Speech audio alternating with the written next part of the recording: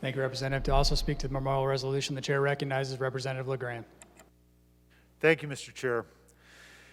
We all work in an institution. Frank Kelley was an institution. It's sad that in the last recent time we've lost maybe different sides of the same coin, former Governor Milliken and now Attorney General Frank Kelley. Both great men, only one of whom I got to meet myself, to my regret. I have always admired former Governor Milliken, and I really, really wanted to meet him. Both of them are people who had a voice and a shadow that extended far past their time in elected office, long as that was.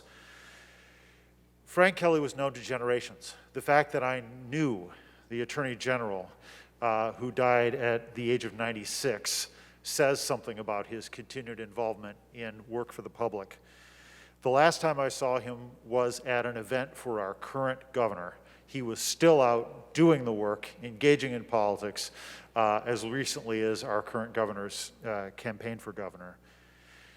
One of the most powerful funerals I've been to recently was for a friend of mine who is the head of my denomination, the Christian Reformed Church.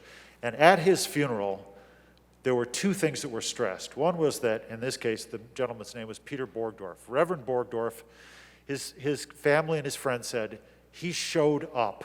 He understood the value of showing up. And Frank Kelley understood the value of showing up. He didn't retire into obscurity. He continued to help new generations engage and find a voice in politics. The other thing that was stressed at my friend Reverend Borgdorf's funeral was to keep going out, all of us, and do his work. Do the work that that man cared about. And I would think that our Attorney General, our eternal Attorney General, would have exactly the same hope for all of us. That we go out and keep doing, all of us, his work.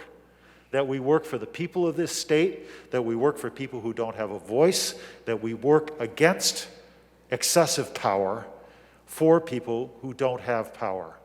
That is Frank Kelley's legacy, and that, I hope, is all of our vision for what we can do to protect this state and to honor the trust that's been placed in us to make this state better for future generations, as well as the people who live here now. Thank you, Mr. Speaker. Thank you, Representative. All members in favor of the memorial resolution, please rise. The resolution is adopted.